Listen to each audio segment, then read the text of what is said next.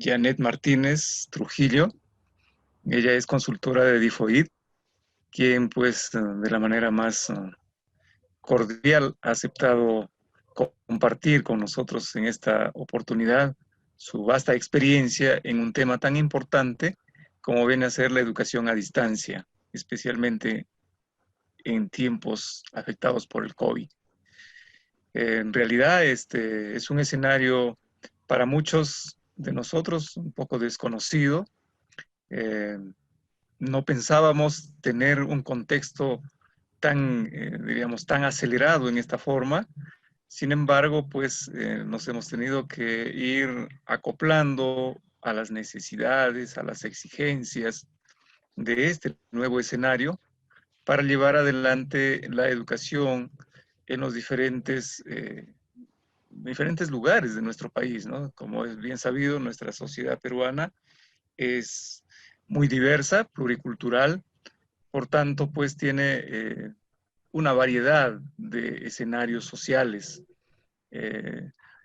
Creo que somos un país muy sui generis en relación a esta condición socioeconómica, sociocultural, y que para nosotros los maestros, y seguramente también para las autoridades, implica todo un reto el poder atender esta forma de hacer educación.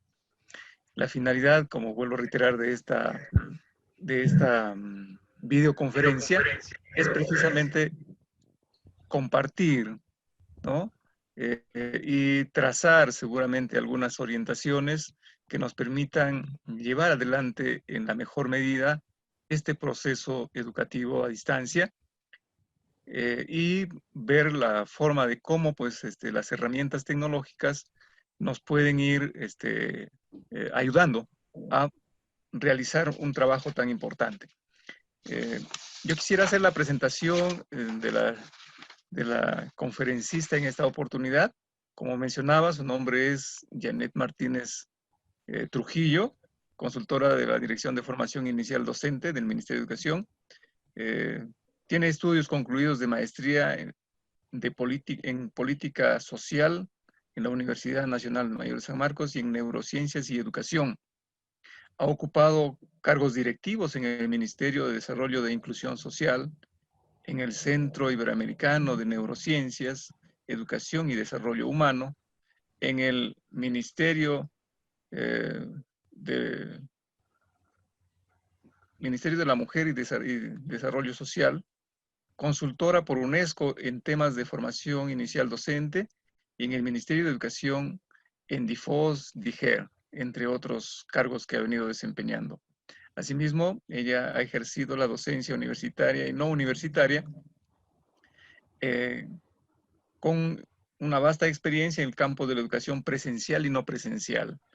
Ella pues ha tenido este rol en diversos países como el nuestro, Bolivia, Colombia y Nicaragua. Señorita Janet, bienvenida a esta videoconferencia.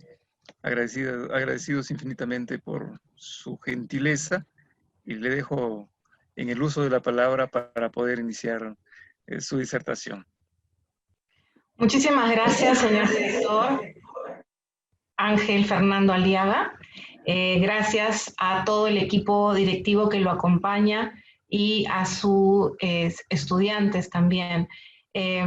Les extiendo la felicitación por su 59 aniversario de creación del Instituto Arístides Merino de Celendín, en Cajamarca, y de parte de todo el equipo de la Dirección de Formación Inicial Docente, especialmente de su director, el señor Pablo Durante. Dicho esto, vamos a compartir justamente un espacio en el que vamos a reflexionar un poco sobre lo que ya nuestro señor director acaba de mencionar, ¿no? Cómo esta pandemia nos ayuda o nos permite también crecer como profesionales.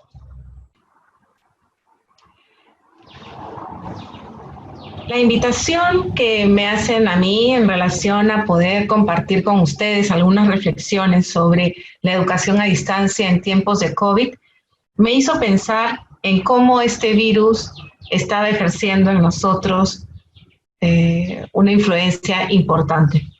Podríamos estar hablando entonces de la cruel pedagogía del virus. Sin embargo, este virus vino para enseñarnos, vino para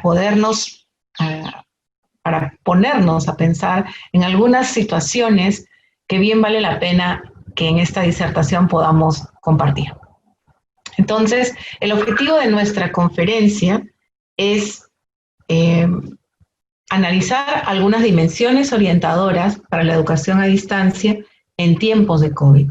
Y vamos a mirar algunos aspectos como, por ejemplo, el contexto, los estudiantes y sus características, el diseño curricular, el modelo pedagógico y el modelo tecnológico. Y en ese sentido vamos a empezar con cómo ha sido el tránsito entre ese pasado inmediato que acabamos de tener y el presente pandémico. Todos clamamos por la normalidad, pero ¿cómo es esa normalidad que añoramos? Naomi Klein se pregunta, ¿en qué normalidad, a qué normalidad queremos volver? Sí, efectivamente, la educación en sí misma estaba en crisis y lo sigue estando. Teníamos una gran deuda en relación a la tecnología y lo que la pandemia ha hecho es visibilizarla. Nuestras competencias digitales en el manejo de herramientas tecnológicas como docentes o futuros docentes se han visto puestas en evidencia en el nivel en el que están. Y cada uno de nosotros sabe o ha descubierto cuán cerca o cuán lejos estaba de tener las suficientes competencias digitales como para poder hacer frente a una educación que ahora la exige. Entonces, ¿cómo era esa normalidad a la que siempre queríamos o queremos volver? No estábamos siempre criticando los diseños curriculares, las estrategias metodológicas, las estrategias de evaluación. Démonos esa oportunidad para poder analizar y crecer y mejorar en esos aspectos que la crisis anterior se convierta ahora no en una segunda parte de la crisis, sino en una solución frente a los problemas. Entonces, ¿cómo lo vamos a hacer? Los caminos son diferentes. ¿Y por qué son diferentes? Porque los puntos de partida son diferentes. Ya el director nos hablaba de la diversidad. Yo recuerdo, y les comento, hace 17 años, en el año 2003, fui contratada por el Ministerio de Educación, en ese entonces por la Dirección General de Educación Básica Regular, para conducir un proyecto que se llamaba Integración de Nuevas Tecnologías en Educación Inicial. E hicimos todo un trabajo interesante analizando el currículo de esa época de educación inicial y cómo un software que nos proporcionó IBM de la empresa Edmark canadiense que se llamaba KidSmart nos permitió desarrollar habilidades sociales, tecnológicas, cognitivas, motrices en los niños. Y me tocó capacitar a los maestros. En un inicio eran solo 10 regiones y llegamos a todo el país. Y compartimos el software y enseñamos a las maestras que no sabían ni coger el mouse, porque decían que no lo habían necesitado. Y recuerdo mucho una presentación que yo tenía, un PPT, en la que al final era un trencito. Y les decía a las maestras, cuidado que se te pase el tren. Y al parecer el tren se ha pasado 17 años, porque nos seguimos haciendo la misma pregunta. ¿Cómo integramos la tecnología a la educación? Y no puede ser, ¿no? Que hayan pasado 17 años y nos sigamos haciendo la misma pregunta. Eso quiere decir que tenemos puntos de partida a los que nosotros no rompemos. Hay que romper paradigmas. Hay que ser abiertos al cambio. Y hay que darnos cuenta que tenemos una brecha personal, profesional e institucional. Brecha que puede ser cubierta por nosotros mismos. Brecha que también debemos cerrar con apoyo de los gobiernos regionales, locales, de instituciones privadas que inviertan en el nuevo docente del siglo XXI y más aún en los formadores de los docentes del siglo XXI. Es decir, los profesores de los pedagógicos, por ejemplo, de las escuelas de educación superior pedagógica como son ustedes. Entonces, es importante cerrar esa brecha, pero hay un esfuerzo personal que hacer también. Hay un compromiso personal, porque el tiempo que le dediquemos a aquello que no sabemos, para poder saberlo, nos va a permitir tener resultados favorables. Entonces, es cierto que necesitamos ayuda, pero también es cierto que nosotros somos los principales gestores y los caminos van a ser diferentes. Por tanto, no va a ser igual para todos los institutos o escuelas, porque cada contexto es diferente. Existen una serie de cambios en nuestra sociedad, en la estructura social. Ya no podemos hablar de jerarquías, sino tenemos que hablar de una sociedad en red, en la que yo puedo escribirle a mi director, porque el director va a tener justamente esa amplitud de poder recibir una comunicación mía. Pero también tengo que tener la suficiente educación como para poder saber cómo le escribo, por qué medios, cuándo es un espacio privado o cuándo es un espacio público, cómo manejarme en las redes sociales. Asimismo, existe una nueva cultura, una cultura de la virtualidad real. Y Castel nos menciona acerca de esta virtualidad real. Antes, lo virtual era lo no real, era hasta lo falso. Ahora es una realidad poderosa. Significa un cambio permanente. La virtualidad real no es una permanencia, es algo que cambia también de manera permanente. Y obviamente existe una nueva economía, una información global que nos permite o nos obliga o nos motiva a pensar que yo no estoy haciendo nada que no impacte a los demás. Quiere decir que lo que yo hago aquí impacta en otros. Por eso cuando habla el presidente o los diferentes líderes sociales, que si nos cuidamos, cuidamos a los demás, es real.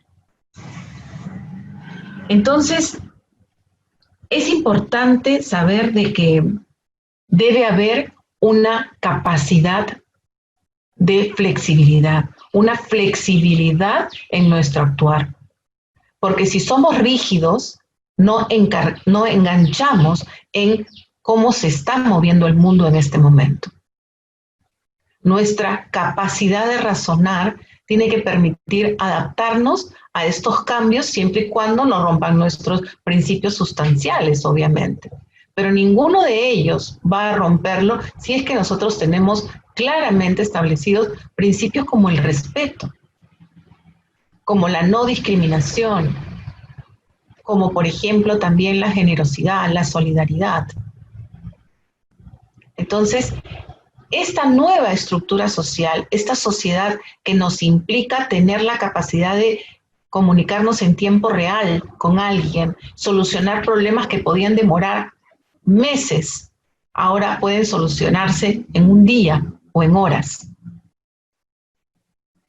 Entonces, es muy importante tener esa disposición para contestar un WhatsApp, un correo electrónico, contestar una llamada, solucionar, hacer un trámite que nos facilite la vida, confiar en algunos elementos que son parte de la tecnología, pero que también tienen su rigurosidad. No sé si ustedes han ido a los bancos y ahora están todos cambiando a la identificación biométrica. Es decir, ya no tendremos que firmar.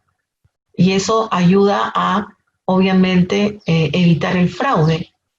Y entonces vamos a poder poner con nuestra huella digital, que es única e irrepetible, ¿no? Y poder hacer un trámite. Ese tipo de cosas que ayudan a que la sociedad en constante movimiento funcione rápidamente. Entonces, si nosotros decimos, no, porque yo tengo que ir al banco yo misma, estamos en contra de lo que significa nuestra sociedad en este momento. Alguien que piense que no hay educación en el mundo virtual también está desconociendo este mundo global, esta virtualidad real, esta sociedad en red.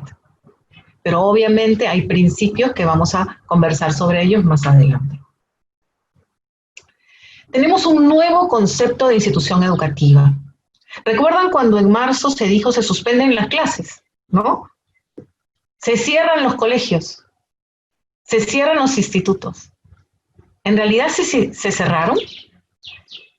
La presencialidad evitó, la no presencialidad evitó que siguiera la educación. Si así hubiera sido, no estaríamos aquí. La educación sigue, porque está más allá de la infraestructura, porque se trata de un vínculo intangible entre docentes, objetivos, competencias, diseños curriculares, investigaciones. Todo eso es el instituto. Es un vínculo virtual en un espacio distinto que une a toda la comunidad educativa. Y entonces tendríamos que empezar a pensar que cuando decíamos vamos al instituto, ¿ahorita estamos en el instituto o no? ¿Ustedes qué dicen? ¿Mm? Claro que estamos en el instituto. No. Director, ¿me escucha? Sí, claro, sí. Ah, qué bueno. Estamos. Qué bueno, sí, me estoy probando porque desde lo que nos pasó ayer ya estoy un poco desconfiada. Sí, pues, caramba. Qué bueno. Pero vale la experiencia también, pues, ¿no? Claro que sí, vale, toda la experiencia enseña. Entonces, es muy importante saber que estamos en el instituto, porque la red tecnológica nos ha unido. La red tecnológica nos permite generar un nuevo esquema mental de configuración edilicia, un nuevo concepto de territorio que ahora se llama las aulas virtuales. Ese es ahora nuestro territorio, nuestra plataforma virtual, es la territorialidad virtual. Sin embargo, me pregunto, ¿cómo vamos a organizar los ambientes educativos desde las necesidades actuales de una educación semipresencial y o virtual? Ya la norma que fue aprobada el día viernes nos señala de que para algunas actividades que el instituto considere se necesite hacer una educación presencial, puede hacerlo, siempre y cuando guarde las medidas de seguridad sanitaria y haya un aforo del 50% en los ambientes. Y 50% en virtud de lo que eran antes. Entonces, ¿pero los ambientes serán los mismos? En el mundo virtual ya hemos creado algo que es necesario, por ejemplo, que es una biblioteca virtual. ¿Cómo lo hemos hecho? Normalmente una biblioteca virtual se elabora o se organiza con material digital curado. Se dice curado porque ha sido revisado por los docentes especializados en los temas y seleccionan aquellos documentos que tienen autorización de ser divulgados por el medio digital y se colocan en una biblioteca digital, porque la biblioteca física no se podía usar. Ahora eventualmente sí, con un aforo determinado. Y nos han dado la licencia para poder, en el permiso, a través de esta norma aprobada el día viernes, la RBM 157, de hacer todas las modificaciones de los reglamentos o procesos del instituto a efectos de facilitar el uso o cualquier otro tipo de proceso académico. Entonces, ¿cómo son esos ambientes, esas plataformas virtuales? Tenemos también un espacio para la consejería estudiantil en la plataforma. Tenemos allí una atención al estudiante inmediata para registrar sus trámites o responder consultas. Tenemos también allí una consejería médica para los estudiantes y docentes. La plataforma virtual tiene que tener una vida institucional también, no solamente académica. Yo sé que ahorita de repente está fungiendo para desarrollar el plan de estudios, pero pensemos más, ampliemos un poco más su capacidad en todo aquello que se necesita ya poder funcionar con la tecnología. Los estudiantes también han cambiado y por tanto los docentes tenemos que preguntarnos cómo es el estudiante actual, especialmente para no seguir planificando para estudiantes que ya no existen, para un estudiante que ya no existe. Por tanto, diversas ciencias o disciplinas como las neurociencias, la psicología, la sociología, la antropología, la economía, entre otras, nos deben permitir conocer cómo se comunican los estudiantes en este momento, cómo estudian, cómo aprenden, cómo viven. Los horarios son los mismos de hace 30 años, 20 años, 10 años. Los tiempos, la posibilidad de poder inmediatamente acceder a la información, ya sin moverse del sitio, si tenemos acceso a Internet. Yo recuerdo, miren, hace 1000 años, ¿no? Ya yo soy mucho mayor que ustedes. Recuerdo la primera vez que fui a la Biblioteca Nacional en la avenida Abancay, en el centro de Lima. Y era es un edificio enorme, ¿no? Impresionante, que tenías que hacer toda una cola para sacar tu carnet de estudiante, luego volver a pedir el libro, y te daban el libro, y fue fascinante, pero me demoré una semana, ¿no? Además que tenía que tomar micro para llegar hasta allí, y poder hacer la cola, y poder tener un libro, y poder leer, y luego regresar, para ver un libro. Ahora con un clic, sentada o echada en mi cama desde mi teléfono, puedo acceder a investigaciones que acaban de ser publicadas. Entonces, tenemos que saber, profesores del pedagógico y futuros también docentes, los que están estudiando en este momento, es cómo la comunicación nos está ayudando a ser mejores profesionales, a acceder a información, a cambiar nuestras formas de estudiar, que antes de repente eran revisando solo un texto determinado, y ahora tengo varios, y tengo que saber discriminar cuáles son de fuentes confiables. Entonces tengo que enseñar a mis alumnos o ayudarlos a elegir.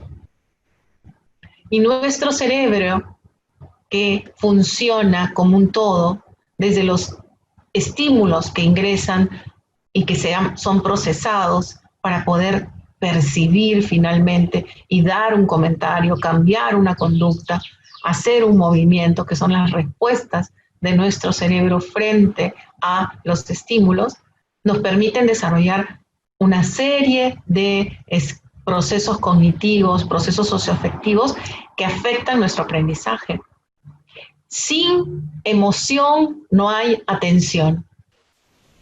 Eso es una premisa validada por las neurociencias, que ya no tienen que esperar a que la persona se muera para abrir el cerebro y ver qué pasaba, que normalmente estudiaban a personas que tenían problemas neurológicos o enfermedades. Ahora podemos ver en tiempo real qué es lo que sucede en nuestro cerebro mientras aprendemos a leer, mientras aprendemos matemáticas, qué áreas de nuestro cerebro se movilizan y por tanto poder saber cómo estimularlas. Es importante comprender el impacto del desarrollo de funciones ejecutivas, es decir, cómo nuestro cerebro, que ahora es nómade, el interés de los jóvenes es nómade, pasan de un interés a otro rápidamente. Y eso tenemos que tenerlo en consideración al momento de programar actividades. La flexibilidad cognitiva, que significa poder cambiar de opinión, argumentadamente, obviamente, autorregularnos, que significa tener el control de nuestra conducta pensada, tomar decisiones, que implica tomar postura, y crear, que significa justamente aportar al mundo, son parte de las funciones más importantes y más valoradas en el mundo de hoy. Entonces, es muy importante que sepamos esto para poder orientar nuestras actividades de aprendizaje hacia un estudiante que tiene que desarrollar estas funciones para el mundo de hoy. Pero hay que romper con el mito también del nativo digital, ¿no? Y ahí hay investigaciones que dan cuenta de que no era tan cierto esto de que porque alguien nació en el mundo digital de la tecnología, podíamos nosotros pensar de que tenía todas las habilidades para manejarse en el mundo del uso de herramientas tecnológicas. Se ha comprobado que siempre va a ser necesaria la presencia del maestro, del docente, que orienta al estudiante. Y por eso cuando hablamos de educación a distancia, no estamos hablando de que ustedes tenían clases a las 8 de la mañana conmigo de 8 a 10 los lunes, y entonces como ya no podemos ir al instituto, ahora se conectan de 8 a 10. No. Se trata de confiar en que el estudiante es capaz de aprender, pero yo tengo simplemente que orientar su camino al aprendizaje. No soy yo el que le enseña, porque él puede descubrir esa información de muchas maneras. Y también hay mitos sobre los estilos de aprendizaje. Y hay mitos sobre el multitask. Esto quiere decir el ser capaz de hacer muchas cosas. Eso no es posible. El estudio de los sistemas atencionales nos dicen de que uno puede hacer foco o poner un punto de interés solo a una cosa, pero puede rápidamente pasar a otra. Pero no es que puedes concentrarte en varias cosas al mismo tiempo. Por eso son los accidentes, por eso son los errores. Uno puede pasar de un tema a otro, eso sí, pero no ver 5 temas al mismo tiempo. Y eso tiene que ver también con cómo van a plantear justamente su modelo, su diseño curricular. El diseño curricular, que es otro punto interesante, debe permitirnos pensar, bueno, ¿cuáles son las competencias que se necesitan formar en los futuros docentes del siglo XXI? Y no es precisamente llenarlos de información, sino poder identificar núcleos problemáticos que ayuden justamente necesiten justamente tener información para solucionar estos problemas que aquejan a la sociedad actual. Y estos problemas tienen que estar obviamente vinculados a los contenidos curriculares. Por ejemplo, si yo tengo que dictar el curso que tiene que ver con el desarrollo infantil, no solo me voy a preocupar que el joven conozca cuáles son los hitos del desarrollo infantil. Por ejemplo, que a los 15 días levanta la cabeza, que a los 6 meses se sienta, que a los 9 meses se para, que al año camina, etcétera, etcétera. Sino, ¿cómo está ese desarrollo infantil en este momento en los niños desarrollándose o dándose? Existen, por ejemplo, investigaciones en ENAO, ¿no? La Encuesta Nacional de Hogares, que ya están aplicando el test abreviado a las familias, les preguntan sobre este desarrollo de sus niños, y ya tenemos data nacional sobre eso. Entonces podemos identificar en dónde o cómo está ese desarrollo infantil en Cajamarca, o en Lima, o en el oriente, o en el sur, y Si está bueno de repente en el área de comunicación, maravilloso, pero si no está bien, podemos generar un programa de desarrollo infantil para promover esta brecha que hay entre los desarrollos de los niños que no están siendo los esperados. Pero no enseño una psicología pura que no tenga aplicabilidad en la realidad. No sé si me dejo entender, espero que sí. Ya no podemos enseñar teoría. La teoría debe estar al servicio de la solución de problemas actuales. Entonces es una mirada diferente al diseño curricular. A no decir, bueno, mi sílabo dice que voy a enseñar, no sé, teoría de la educación, las corrientes pedagógicas contemporáneas, y entonces, ya, bueno, ¿qué dijo de Crowley? ¿Qué dijo Piaget? ¿Qué dijo Pestalozzi? No. Es cómo lo que dijeron ellos, ¿no? Me pueden permitir analizar por ejemplo, determinadas estrategias que ahora se dan, ¿no? Por ejemplo, Reggio Emilia, o en educación infantil, o por ejemplo, la propuesta de matemáticas, ¿no? Determinado especialista. Entonces, ¿cómo esas teorías sobre la educación servirían para explicar las propuestas metodológicas actuales? ¿Se basan en ellas? ¿No? ¿Tienen ya vigencia o no? Entonces, esos principios me sirven para mejorar o desarrollar o plantear una propuesta para que los niños aprendan mejor o los adolescentes aprendan mejor. Es una mirada diferente de la teoría. Por tanto, no hay que saturar a los estudiantes de contenidos aislados, sino integrarlos a soluciones y propuestas de acción. Y esto es lo que se señala en la norma, la RBM 157 aprobada el día viernes. No es posible pensar que los alumnos estudien 10 o 12 cursos en simultáneo. Eso no lo hace nadie. En el mundo entero no existen programas de formación profesional donde un estudiante tenga que estudiar 12 cursos al mismo tiempo, porque eso es imposible. No porque sean incapaces nuestros estudiantes, sino porque obviamente desde los estudios de cómo aprenden las personas, no podemos tener esa capacidad ilimitada. Nuestro cerebro tiene una capacidad plástica, es verdad, pero nuestra capacidad de atención no es a ese nivel. Y se está sugiriendo que se organicen bloques de 6 cursos, 9 semanas 6 cursos, 9 semanas otros 6 o 5, o 5-4, porque eso sí es posible. Y que se integren esos 5 cursos articuladamente y que tengan 2 cursos, por ejemplo, las mismas actividades de evaluación con indicadores para cada curso, cosa que el profesor pone su nota en el indicador que le corresponde, pero es un solo trabajo que hace el estudiante. 1, 2 o 3 trabajos por esos 2 cursos para que permitan el maestro reconocer que ha habido aprendizajes. Porque esa es la evaluación, ¿no? Es reconocer los aprendizajes de los estudiantes, a qué nivel alcanzaron. Entonces, ¿cómo es que la tecnología también nos presenta esta necesidad de mirar al mundo de hoy?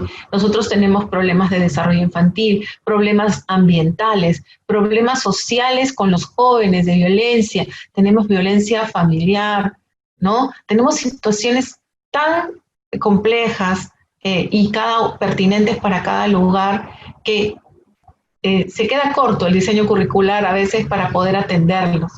Y por allí debemos empezar. Y esto va a impactar obviamente en nuestro modelo pedagógico. Es decir, cómo es que ese marco teórico que nosotros usamos para desarrollar nuestras propuestas pedagógicas deben servir para nuevas estrategias metodológicas. Y especialmente en este caso de la educación virtual.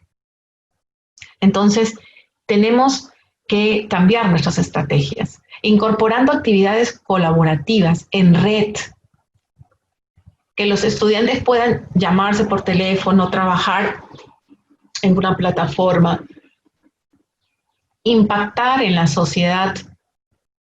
Si tienen que estudiar cursos vinculados al desarrollo económico, productivo. Obviamente, contactarse con toda nuestra población económicamente activa vinculada a la agricultura, a la ganadería. No es desde un libro, es desde la realidad.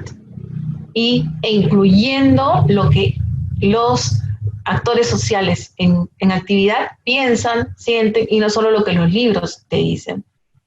También acercarlos a diferente bibliografía que es posible encontrar ahora en grandes depositorios muy bien estructurados de UNESCO y de universidades prestigiosas que lo ponen a disposición, ¿no?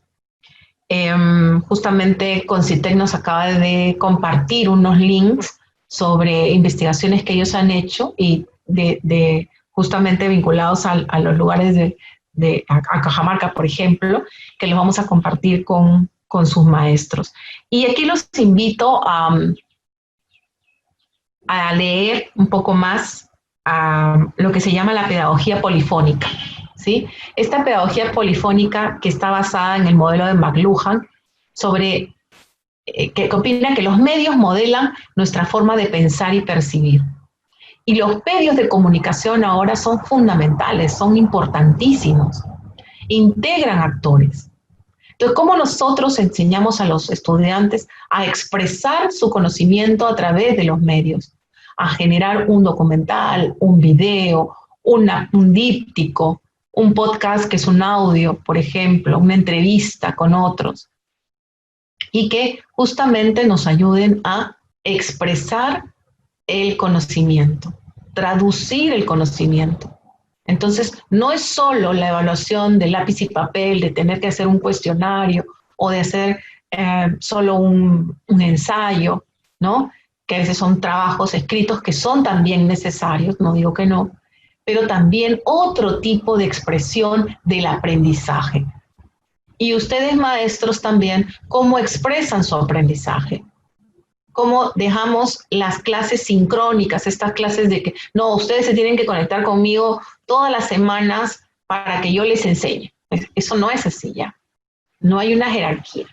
Los jóvenes también tienen información y pueden descubrirla y pueden saber más que nosotros en algunas cosas, por supuesto. Pueden encontrar información y nuestra respuesta no puede ser generarnos pánico y decir, ¿cómo tú sabes más que yo? Qué bueno, más bien que sabe, tiene más información, la pudo encontrar y podamos socializarla. Y ustedes de repente también dar su opinión si es válida o no esa información. Entonces, esto se trata de un crecimiento conjunto. Es un modelo pedagógico más abierto porque ellos van a tener acceso a información porque pueden buscarla en el Internet. Lo que debemos hacer como maestros es validarla y decir, a ver, analicemos cuál es la fuente, en qué investigaciones se basa, ¿sí? ¿Qué pruebas tienen? ¿Cuáles son las evidencias? Entonces, ¿quiénes la están usando? Hay una serie de propuestas ahora educativas muy interesantes que si sus estudiantes nada más pudieran conocerlas y traerlas para conversar, para ellos exponerlas, serían clases interesantísimas. Entonces, no digo que no hayan espacios de contacto sincrónicos, sí, pero para que ellos compartan, los estudiantes compartan, no es para que el docente explique todo, ¿no? Puede obviamente tener explicaciones y para eso está la guía de aprendizaje.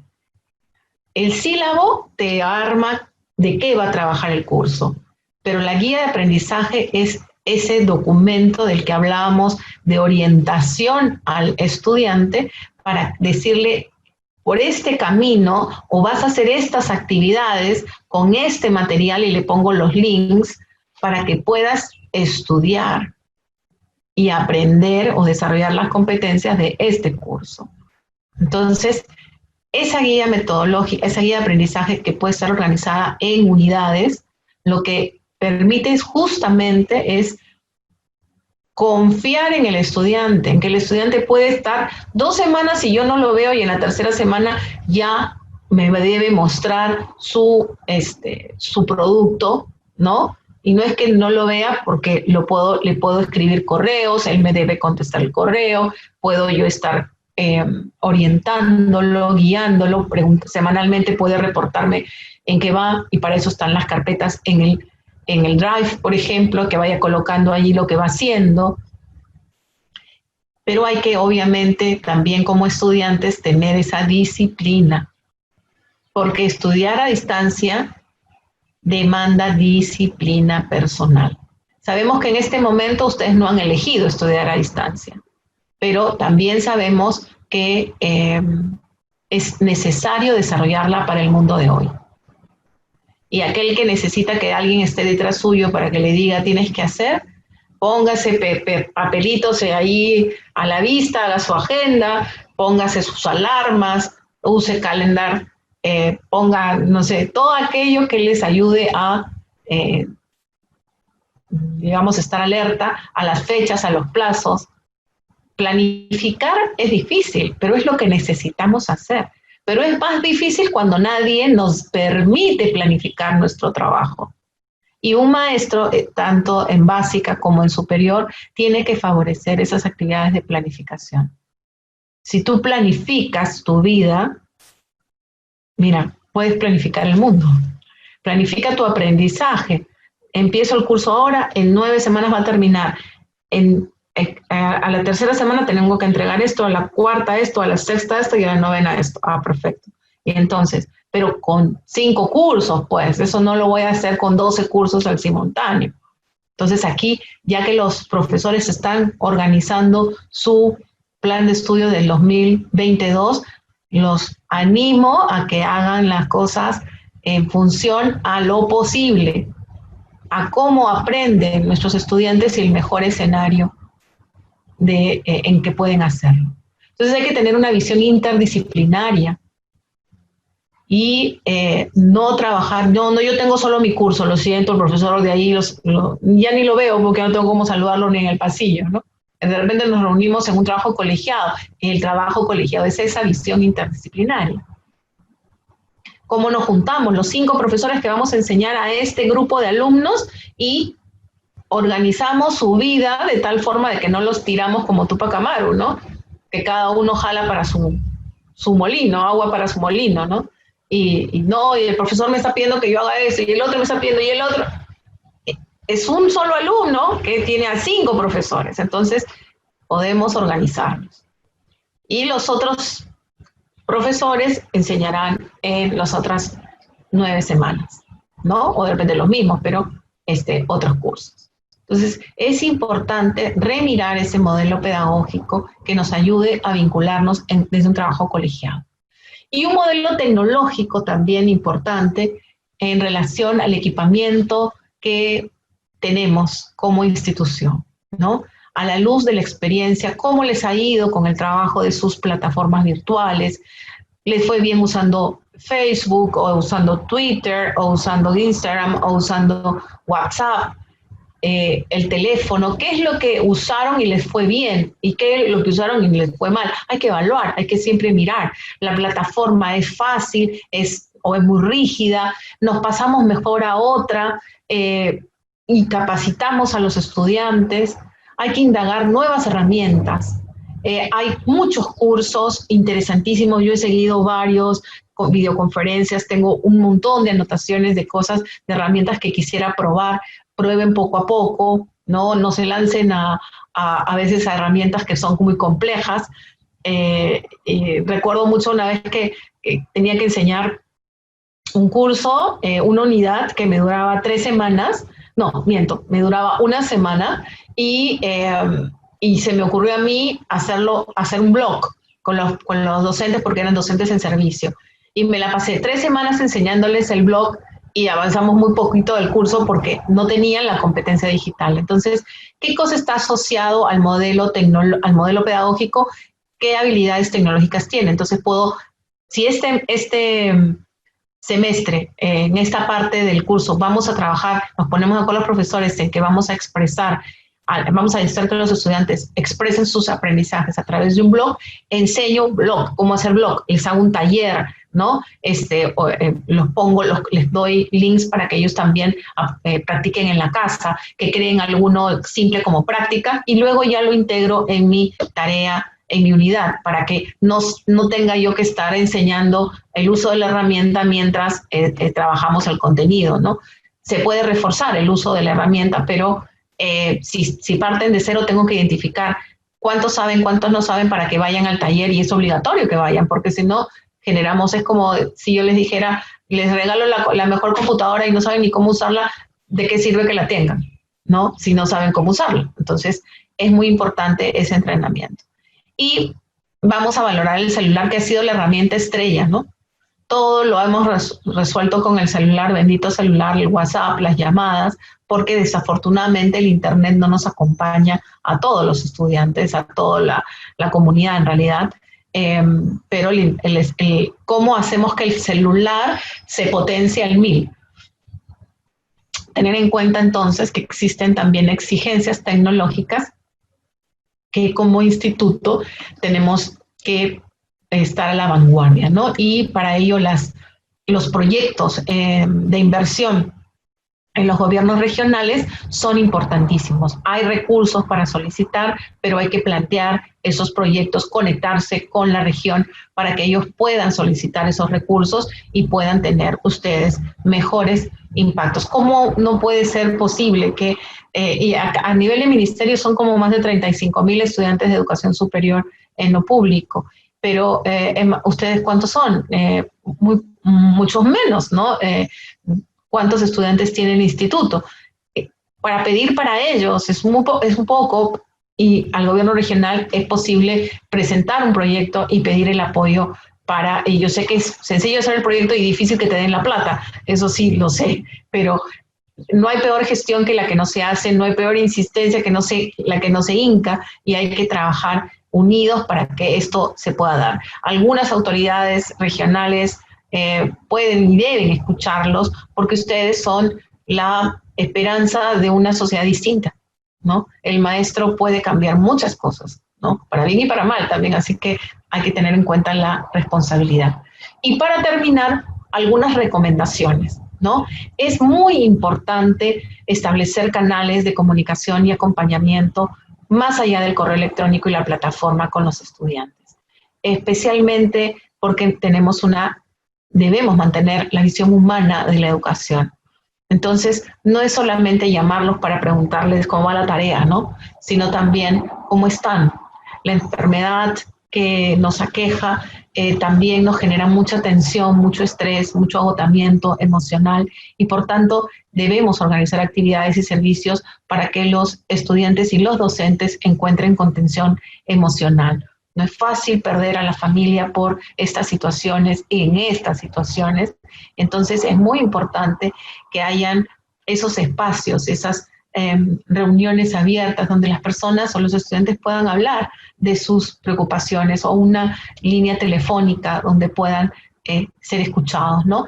Sin perder la exigencia y el rigor de que están formándose para ser profesores, y que obviamente hay que cumplir con las tareas académicas, pero hay que también saber escuchar y comprender cuando un estudiante necesita un poco de paz, de sosiego, de un espacio de descanso porque estaba enfermo o perdió a familiares o asume responsabilidades adicionales por la situación económica también, ¿no? Es importante desarrollar estrategias de aprendizaje que se acerquen a una propuesta real de educación a distancia. Como les repetía, no se trata de pasar de los horarios que tenía antes de 8 a 1 en clases, ahora de 8 a 1 en la computadora. No. La guía de aprendizaje tiene que ver con dejar al estudiante a que haga su proceso, pero el estudiante tiene que saber que ahora tiene esa responsabilidad, y claro, de repente dice, no, mejor que el profesor me dicte. Eso es como decir, mejor que me den de comer, a que yo coja mi cuchara y yo misma me alimente, o mejor aún, que yo misma me prepare mis alimentos. Entonces, aquí hay un tema de autonomía que hay que fortalecer, tanto en los estudiantes como en los profesores. No es una relación paternal la que tenemos los maestros, a pesar de que tenemos un vínculo humano fuerte con nuestros alumnos, con nuestros estudiantes, pero tenemos que dejarlos crecer. Se están formando para ser profesionales y buenas personas, por supuesto, pero ellos tienen que asumir el reto de su educación porque la tienen a la punta de un clic. Y debe incluir la creación de material digital, que es algo que les gusta mucho a los jóvenes, tomar fotos, hacer películas, videos. Ahora hay tantas herramientas con las que se pueden hacer y eso es válido para evaluar un aprendizaje, ¿no? Eso genera disfrute y también, y por ende, aprendizaje. Porque como les decía, no hay atención sin emoción y no hay aprendizaje sin atención. Por tanto, es muy importante ese disfrute en el aprender. La frustración constante no es aprendizaje. Es cierto que del error se aprende, pero él es un error constructivo que te ayuda a analizar y saber qué es lo que no vas a hacer en adelante. Y aquí se llama trabajar con estrategias de metacognición, que no son las preguntas de ¿cómo es? ¿Cómo aprendí? ¿Qué dudas tengo? Eso es como lo clásico que se ha usado. La metacognición implica tener el control del proceso.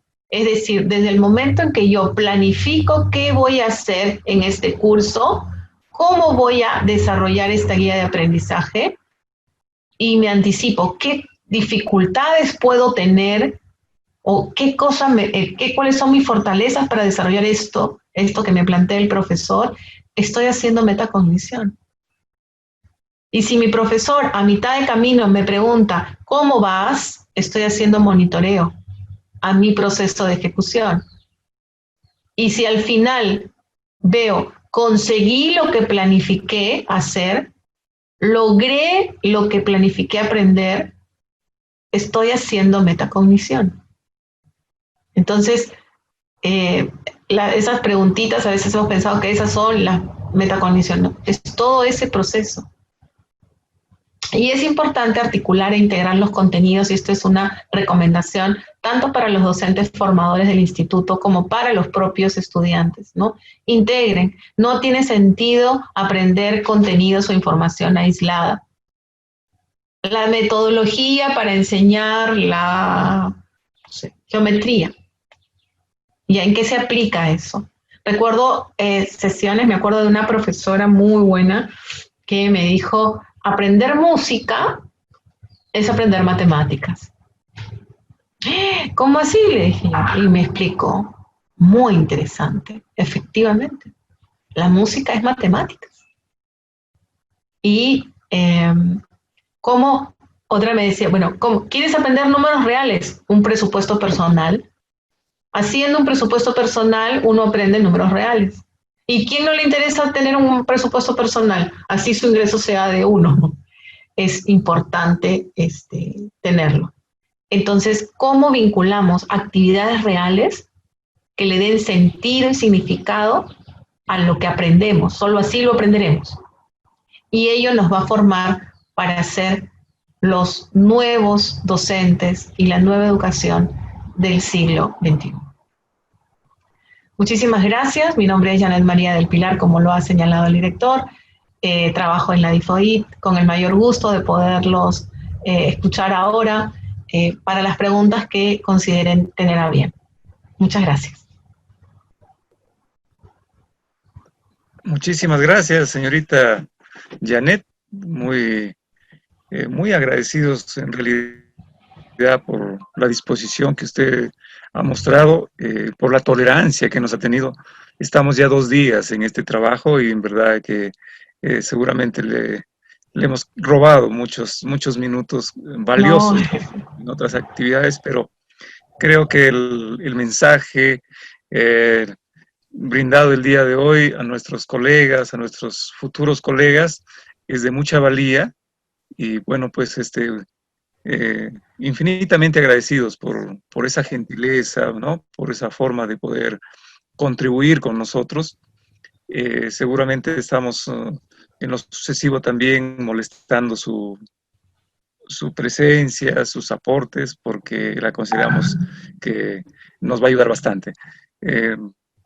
Una vez más, hacemos la invitación a los participantes, a los asistentes, a que puedan hacer sus preguntas y se pueda, pues, cerrar de la mejor manera este espacio que se ha organizado. Muchísimas gracias, en verdad, señorita Janet.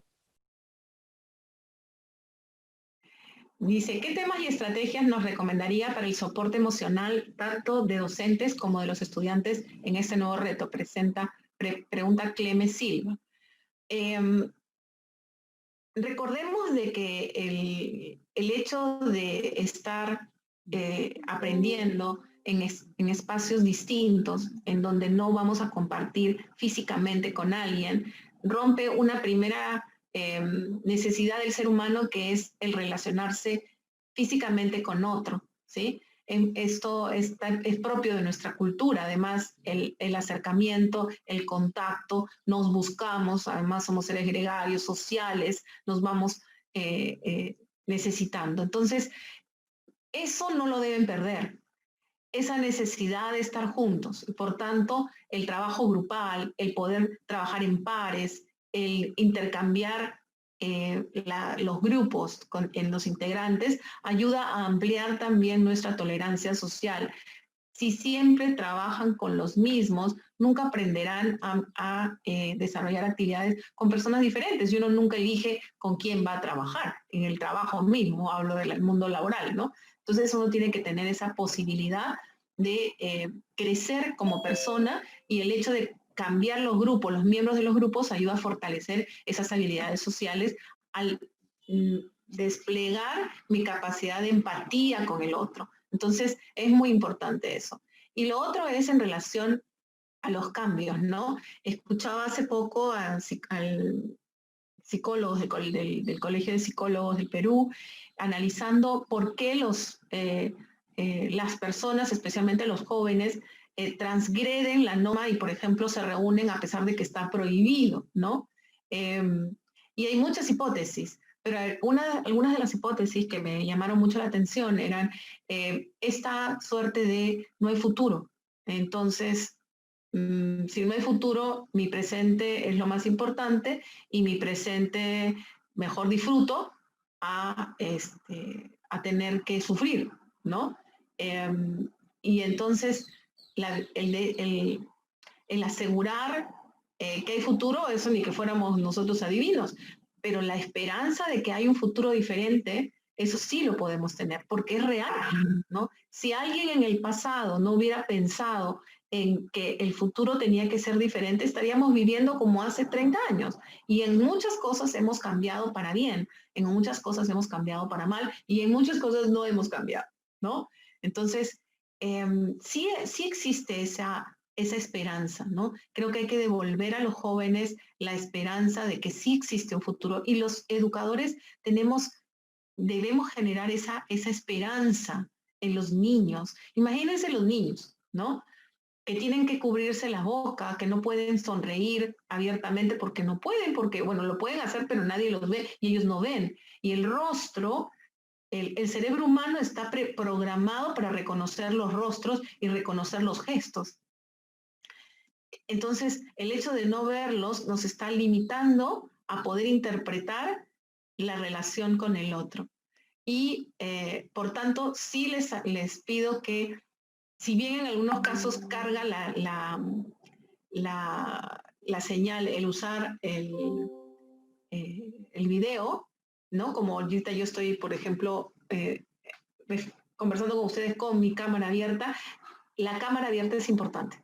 Entonces, si se reúnen con sus estudiantes, tengan la cámara abierta, porque no es solo que me escuchan, salvo que tengas muy bien educada la voz, y entonces puedas transmitir con la voz todo lo que quieres decir. Todo nuestro cuerpo comunica, expresa. Entonces, es muy importante la cámara abierta, por lo menos en algunos momentos de sus reuniones con sus estudiantes, ¿no? Y tener espacios en donde puedan comentar y puedan también compartir ¿no? Generar un canal dentro del instituto de soporte emocional ayudaría mucho. Luego hay otra pregunta, León Muguerza, César Enrique dice, ¿cuál debe ser la actitud de un maestro ante las dificultades que se presentan en el acceso por parte de los estudiantes, la parte académica y sus exigencias y el principio de inclusión? es desarrollar un proyecto, profesor. Digamos, tenemos que cerrar esa brecha. Si tenemos alumnos, estudiantes que no tienen acceso por situaciones económicas muchas veces de sus familias, que no pueden ellos obviamente manejar, debemos hacer proyectos, debemos presentarlos, no debemos cansarnos porque nadie se tiene que quedar afuera. El derecho a la educación debemos garantizarlo y todos tenemos una batalla que cumplir, ¿no? En el sector salud luchan para que hayan más medicamentos, más camas, más cuidado de la salud. Nosotros luchemos porque haya esos medios tecnológicos, ¿no? Para nuestros estudiantes, que esas sean nuestras batallas, nuestras banderas a nivel de proyectos con quienes puedan ayudarlos, ¿no? Inclusive empresas privadas. En esta educación a distancia, dice Máximo Bazán, una de las tareas como docentes es fomentar en nuestros estudiantes el aprendizaje autónomo y apoyo emocional. ¿Cómo cumplir con ello y qué estrategias nos recomienda? Bueno, varias ya las he comentado, pero es muy importante. Al comienzo, uno no le da la llave a alguien, al cumplirte 18 te doy la llave y ahora entra y sale cuando tú quieras, ¿no? Hay pautas, hay normas, ¿no? Alguien que de repente nunca hizo algo y que ahora tiene que hacerlo solo, le cuesta más trabajo. Hay que hacer un monitoreo de esa autonomía. Es decir, tenemos este curso conmigo, esta es la guía de aprendizaje, estas son las fechas de entrega de algunos trabajos que tienes que leer. Muy bien, entonces, no, si es en la tercera semana que me tienen que entregar algo, en la primera voy poniendo pequeños entregas, ¿no? Digamos, para que la persona no se relaje porque lo que hacemos normalmente es procrastinar, ¿no? Que es dejarlo todo para último momento. Entonces, cómo la persona, en ese caso nuestro estudiante, va haciendo su agenda, que él te dé su agenda de cómo ha pensado hacer ese trabajo y su cronograma, ¿no? Para que él mismo plantee y uno hacerle el seguimiento, poner eso en Drive en tiempo real. El Drive tú puedes hacer carpetas por cada estudiante y cada estudiante poner sus avances. Entonces, tiene que ponerlo. Y si no lo puso, ¿qué pasó, Pepito, Luisa, María, ¿no? ¿Por qué no pusiste, no? Que sea nuestra tarea ahora como docentes, no es enseñarles contenidos expresamente, sino hasta habilidades para un estudio autónomo. Entonces es muy importante y darles gratificaciones, lo conseguiste, lo hiciste, lograste hacer, de repente a la primera semana no avanzó, profesor, no pude, no sé qué, no sé cuánto, a la segunda un poquito, a la tercera, muy bien, entonces ya lo hiciste y hacer evaluación formativa, que no es que como a la primera no hiciste, tienes 0, a la segunda como hiciste un poquito, tienes 10, y a la tercera que cumpliste, tienes 20, por ejemplo, ¿no? Entonces, ¿qué sale? Si yo hago una evaluación sumativa, 0 más 10 más 20, ¿cuánto es? 30. Y si lo divido entre 3, 10, está jalado. A pesar de que en el último momento logró hacer un trabajo. Entonces es importante hacer evaluación formativa, ¿no? En este caso. Bueno, entonces creo que espero haberles satisfecho con la pregunta. A ver, hay otra pregunta. Todos estos cambios que la sociedad demanda está bien, pero el Minedu está planificando cómo dotar o proporcionar de Internet a los estudiantes de la escuela pública, dado que muchos de ellos no disponen de estos medios. Efectivamente, hay una planificación, pero usted sabe que los recursos públicos a nivel nacional tienen que ser repartidos a los miles y miles y miles y miles de estudiantes y no siempre alcanzan a todos, ¿no? Hay prioridades. Entonces, pienso que es parte también de la responsabilidad regional de poder asumir las necesidades de su población, ¿no? Es muy importante trabajar aspectos descentralizados en esto. El Ministerio de Educación sí tiene planificado, pero ven como una compra que se quería hacer se cayó toda, ahora ya está volviéndose, pero es porque compran para todo el país, ¿no? Y eso a veces es eficiente, a veces no lo es tanto, ¿no? La parte de la descentralización es la confianza en que podemos con nuestros recursos regionales atender las necesidades de nuestra población. Eso es el principio de subsidiariedad que tengo yo a mí, como autoridad, mi necesidad inmediata, la tengo cercana y que me exige y que me ha elegido finalmente, ¿no? Para orientar los recursos de mi región. Entonces, allí hay una responsabilidad que tampoco se puede obviar y es mucho más sencilla una de reclamar y otra de cumplir y verificar que se cumpla, ¿no? Que a nivel nacional. Hay muchas disposiciones que se dictan a nivel nacional y hay ayuda, pero no creo que sea tan eficiente como lo que debería serlo a nivel de los gobiernos regionales y locales, por cierto.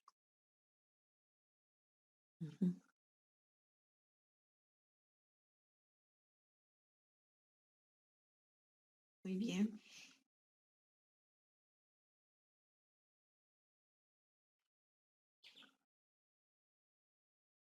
Creo que ya no hay más preguntas, señora Aliaga, y si no hay más preguntas, creo que hemos terminado, ¿verdad? Usted dirá. Sí, mire, hay una última pregunta de César León. Dice, ¿Cuáles han sido las políticas que ha implementado Minedo en los últimos 10 años con respecto a pedagogía polifónica en lo que respecta al desarrollo de capacidades e implementación tecnológica? Creo que ha sido muy poco lo que se ha hecho. Ha habido avances a nivel de Perú Educa, a nivel de capacitación a los docentes, producción de material recién. Aprendo en casa realmente es la primera experiencia renovada, porque, bueno, quizás porque yo soy un poco grande, me acuerdo de INIDE, no sé si algunos de ustedes recuerdan a INIDE, ¿no? Que era el Instituto Nacional de Investigación y Desarrollo Educativo. Desarrollo Educativo. Ajá, exactamente. Y tenía ellos INITEL, que desarrollaban programas educativos en Canal 7, ¿no? Y había uno muy lindo que se llamaba La vida empieza cada día, que eran programas de televisión dirigidos a la formación de educadoras, de madres, a las familias, para los niños pequeños, ¿no? Y ese tipo de trabajo con medios de comunicación es una formación que no se ha incluido ni siquiera en las carreras de educación de los institutos. Yo tuve la ocasión, y por eso también me siento muy honrada, soy egresada, soy maestra titulada de la Normal de Monterrico, estudié en pedagógico, entonces tuve que estudiar luego en la universidad para lo del bachiller y tuve la ocasión de estudiar en la Universidad Católica. Y allí teníamos tanto en pregrado como para la licenciatura el curso de uso de medios de comunicación.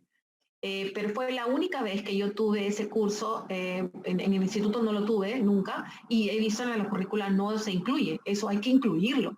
Si tienen ahora cursos selectivos, incluyan el uso de recursos de medios de comunicación en la educación. Se llama teleeducación, que inclusive en países como México tienen todo un programa de teleeducación para las comunidades rurales.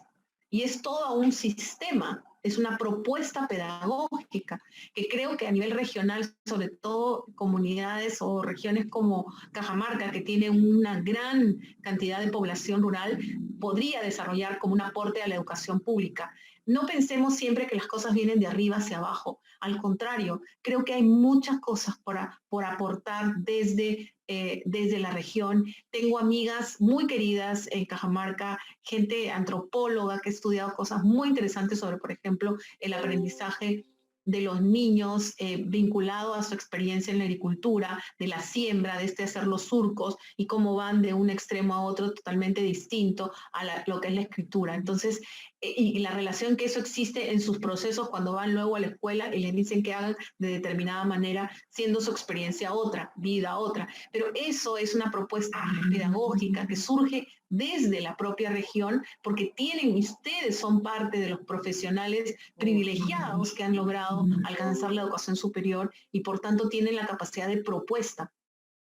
Eso no nos limitemos a esperar que vengan propuestas, porque siempre van a venir propuestas nacionales. Y lo que es nacional en un país tan diverso como el nuestro, no necesariamente es factible para todos, ¿no? Como hemos visto, aprendo en casa, ya, pero la pregunta es, ¿qué pasa a los que no tienen internet, los que no tienen televisión, los que no tienen radio? ¿Se dan cuenta? Es porque es una propuesta que viene de arriba para abajo. Entonces, si fuera de abajo para arriba, dirían, yo necesito esta propuesta, ¿no? O yo desarrollo esta propuesta, pero hay que fortalecer esa capacidad nuestra en las direcciones regionales.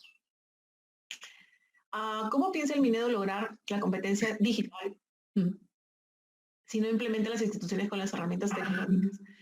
Justamente lo que se mencionaba, ¿no, Jairo? Tenemos entendido que existen unos recursos a nivel de proyectos de inversión que los institutos pueden coordinar con las direcciones regionales para solicitar esos recursos frente a las necesidades. Entonces, ya hay varios que lo han hecho. Yo no sé si el Instituto Aristides Medina lo ha trabajado, no sé, director, proyectos de inversión. ¿Ustedes han trabajado ya con eso? Estamos en coordinación con el gobierno regional para los proyectos de inversión. Eso tiene que ser materializado y ahí colocar todo lo que ustedes necesitan, ¿no? Que les dé soporte para lo que viene. Por ejemplo, ¿no? El hecho de tener un paquete de datos a ser distribuido en sus estudiantes. La Universidad Católica compró módems para todos sus estudiantes. Imagínense.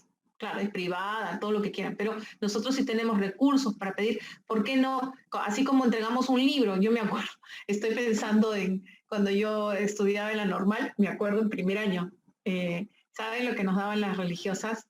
Nos daban una bolsa con útiles de aseo, eso era lo que nos recibíamos al momento de la matrícula, ¿no? Miren lo importante que era en ese sentido eso en ese momento. Te estoy hablando hace, ya muchos años, como 30 años. Ahora que te matriculan y te dan un módem para que tú estudies. O sea, imagínense, eso sería excelente, ¿no? O te dan una tablet y un módem, sería genial. ¿Por qué no hacer ese proyecto de inversión que haga que todos los estudiantes de los pedagógicos tengan eso como herramienta? Es como tener una pequeña, digamos, es la llave para acceder a la información y al desarrollo de su capacitación. Así como antes les daban libros o cuadernos, o yo sé que a los pedagógicos nada de eso les han dado, pero en la básica, ¿no? ¿Se acuerdan el proyecto IOX, ¿no? Que era una tabla por niño, ¿no? Una laptop por niño, que eran estos equipos verdes, ¿no? Que les daban a los niños. Ahora que sea eso para los pedagógicos en términos de un módem y una tablet sería excelente, ¿no? Porque eso nos ayuda al desarrollo fundamentado bien de que la tecnología debe ser parte de nuestra formación profesional y más aún de un maestro, ¿no? Que crea que no es solo un usuario de herramientas digitales, sino que puede crear contenido digital, porque ya no es tan... Antes había que estudiar programación de computadoras para poder hacer algo, ¿no? Ahora no. Ahora lo que necesitamos es saber usar herramientas para crear contenido digital, siendo nosotros los maestros, los conocedores de la pedagogía. Entonces, eso no tiene el mundo de la tecnología. Maestros que se metan a crear contenido digital. Eso es lo que hay que desarrollar y por eso incluyanlo en sus propuestas educativas. El hecho de manejar herramientas digitales nos ayuda a crear contenido digital, que es parte de las competencias que ya la UNESCO ha trabajado hasta una investigación en relación de cómo podemos ir avanzando en ese desarrollo de competencias. Los invito a leer esa investigación de UNESCO sobre competencias digitales en los docentes y cómo ellos plantean desde la alfabetización digital ya hasta la creación de contenido digital. Entonces, es importante estar a tono con eso, ¿no? Listo.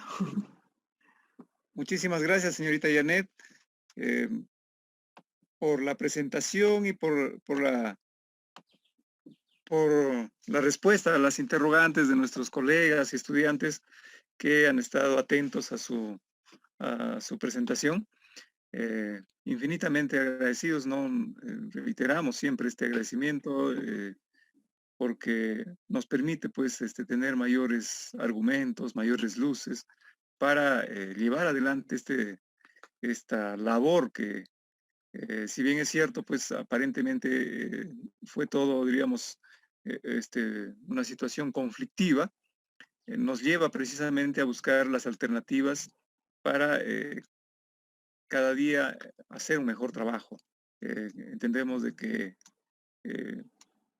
los compromisos tienen que ser compartidos, ¿no? Tanto del maestro, de la institución, de las autoridades, y básicamente también de los estudiantes y las familias de los estudiantes. En ese sentido, todos tenemos que sumar para poder llegar a buen puerto.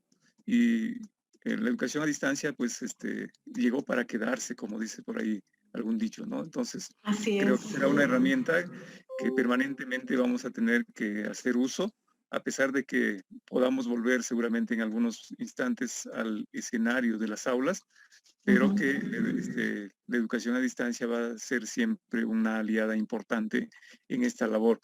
Y por ende, pues nos queda a nosotros como docentes el estar siempre familiarizados con las herramientas necesarias para poder cumplir de la mejor manera.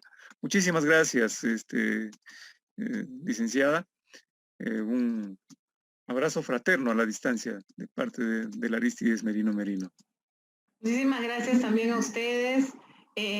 Para mí ha sido un honor estar con ustedes. El intercambio siempre de inquietudes es importante. Confíen en ustedes, crean en ustedes. No hay nada en esta vida que no sea posible si no hay voluntad de hacerlo, ¿no?